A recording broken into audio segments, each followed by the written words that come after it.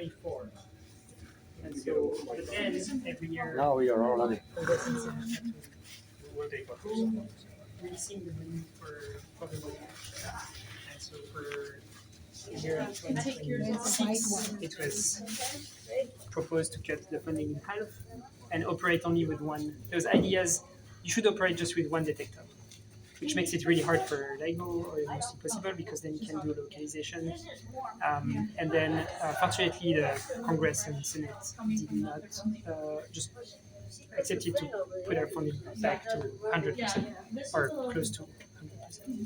And so it might be, well, it sounds like it's challenging for what I was saying, the groups that are working, universities that are working around Ligo that are helping us. It seems like funding is challenging for them. And so so we'll see what happens. But so far, we're lucky to be one of the largest group of the NSF.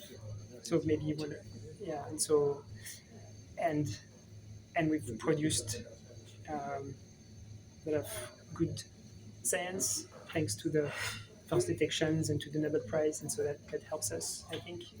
But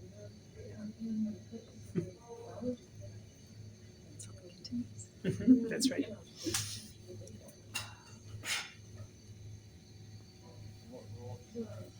Who made the mirrors?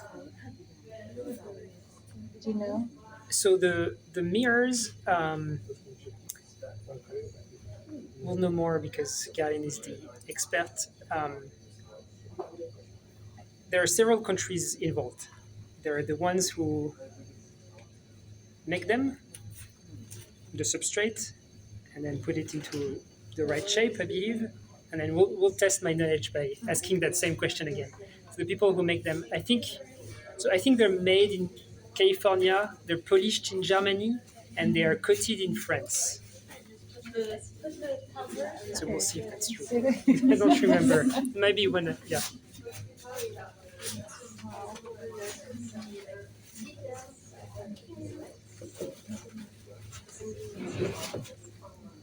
There's a stool if you need it.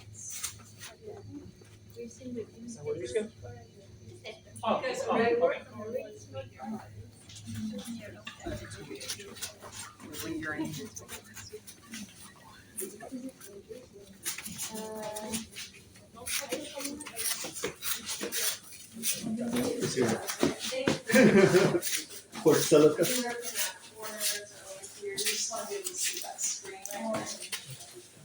Hello. Hi, how are you? All right. How are you? Hi.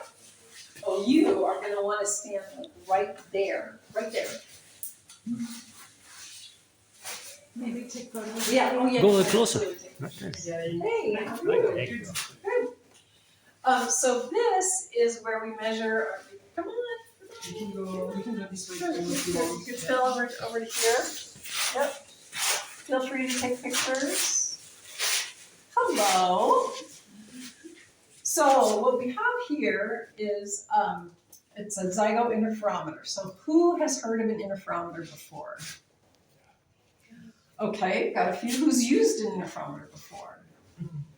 No. Okay. In this group, we're likely to get one.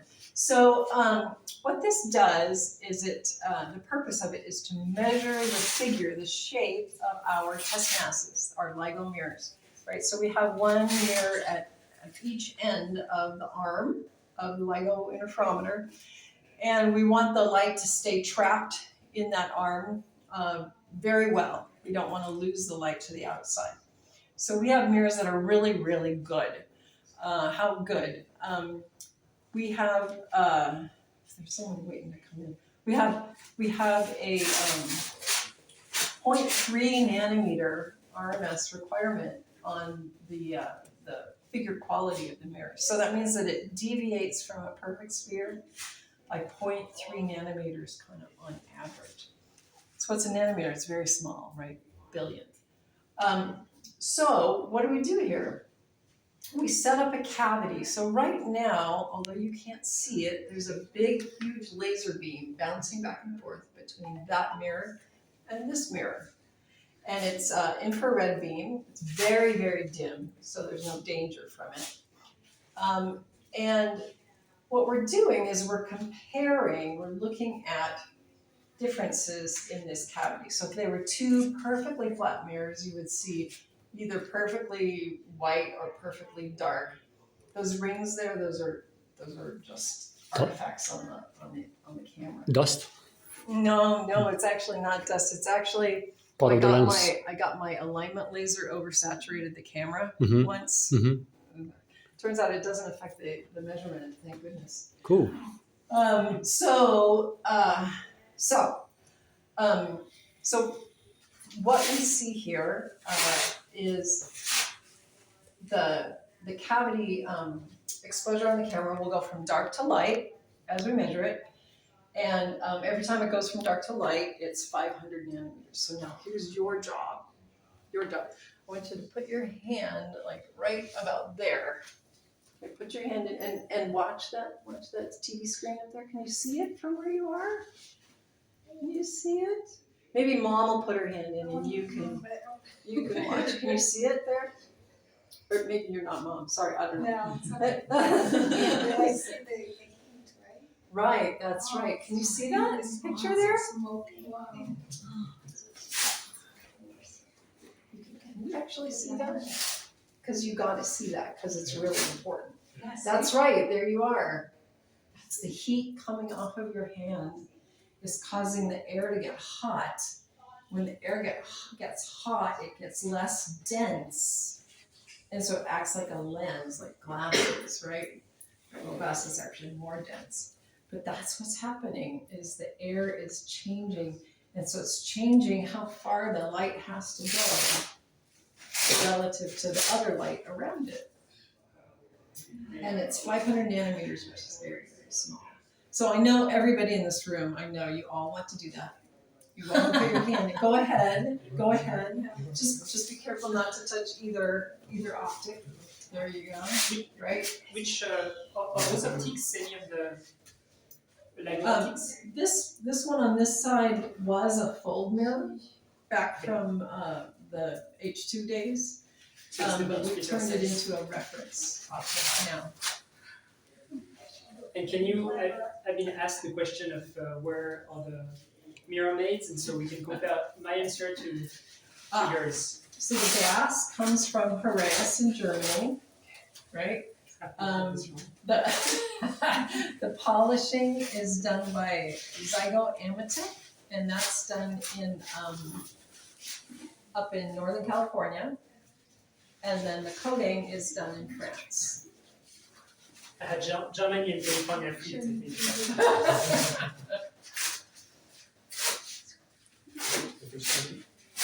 Anyone else? You want to do? It's such a thick, it's like.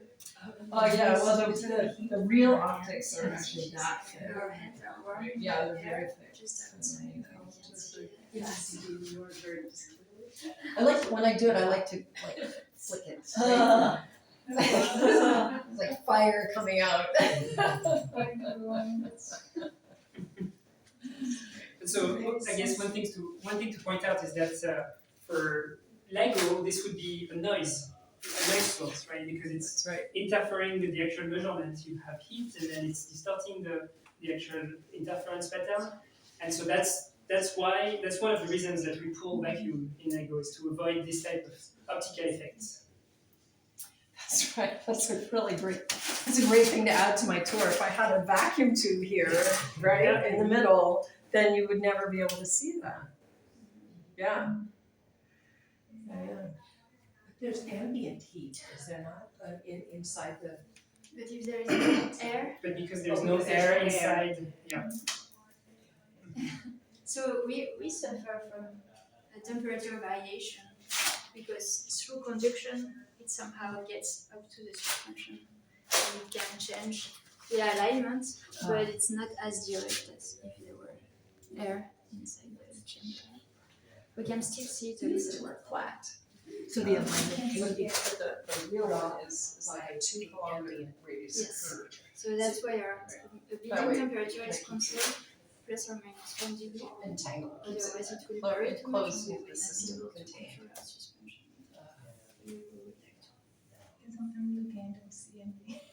Yeah, oh, yeah, no, this one is Do the flat, observation. yeah. But this one has a On the diameter one coating end, on it. is that what you're looking So for? it's a Is hybrid filter type alignment 1064 and 532 Um, nanometers. with the. So it's a stack So alternating we want layers them of perfectly aligned titanium with each dioxide other, and silicon so we can dioxide. maximize the power of laser It's an that goes in interference the coating, cavity. yeah. Once all our mirrors are perfectly aligned. Now full of filtering, right? Pardon? Interferometer is blocked. It's come of layer Observing together or is positions. this? Yeah, the coating, Gravitational in wave. a vacuum chamber, Disturb the you, distance. you sputter titanium dioxide at the glass for like a quarter wave. You put down a quarter wave Whenever it's. thickness, like 250 nanometers thickness. Then you change a Aligned. target and you sputter silicon It's dioxide. only active. And they do that 36 layers are sputtered on, alternating in about a quarter wave, about 250 nanometer thicknesses. And that creates an interference coating. So just like regular glass, you get 4% off the front, Mhm. right? And then from the next one, the phase is just right so that it's additive and you get another 4%, right? And so it multiplies as you go into the coating and pretty much nothing leaks out the back. Right? Very, very efficient. Wow. Who's reading the data that's being assembled there? And are all you reading that data or? No, we're not part of this group. Yeah, the data is collected here and then it's sent to different groups. They have different way of analyzing the data, different methods. And then each group look at the data. Yes, right, and annually, yeah, that's how it works. Yeah, and then they make the observations. I've seen that on Every YouTube. It's every so often they do newspapers. How do you make sure that it gets the curvature that you want when you do this menu? And you have to every time you go and then you measure and then There's different phases, and right now we can test. One of the teachers made this pupil tester, and we have a camera, so we put the mirror. It's technically an interferometer. Yeah. Okay. So, yeah. Wow. That's really So cool. we- And then the way we get to the so there's a parabola lot of formation things. is to change the pattern of I've never done the that polishing. myself. That's why I know Okay. this is heat. And then the because math, if and you keep going around, around, around, right around, next to the mirror, and then the math of the outcome of the movement, the sum will create the figure that we need. it's interesting. That's This is a this really one cool. It's very tedious. more Yeah. sensitive because you can see more of the heat. Yeah. The ones we have is not as sensitive as this. But it is, you still see it, change the light on the mirror, change. Yeah. The It's mirror regular change Orstein from, focal test. Well, what, If you're what familiar makes with this that, right? looks Yeah. so sensitive is that both of these The are knife very, edge. very flat, they're really, really Okay. big mirrors, right? So you get this almost perfect fringe, right? So what you would normally look for is something like this, right? You look for the straightness of those fringes. Yeah. So now you're tilted, right? Yes, I just tilted it. So now the reflections are Yeah, changing. that's right. And so, but so now it doesn't look so good, right? It's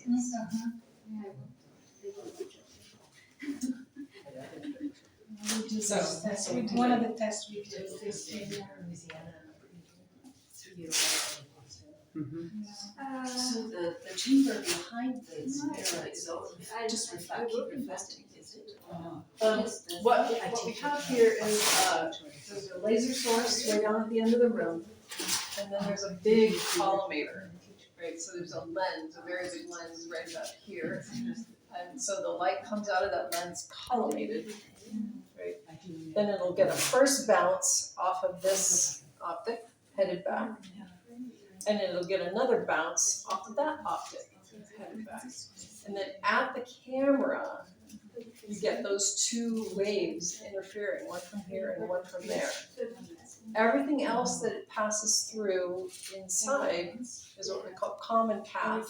So it doesn't really contribute to the errors in the system. That's the beautiful thing about this type of interferometer. You can minimize the errors that way. Okay, well, we have a group behind us. Thank you. So, yeah. You're welcome. Thank you very much. Yeah. That was great. Thank you, guys. Right. Oh, that's a little laser. Because you gotta get this like really close to. Usually that's.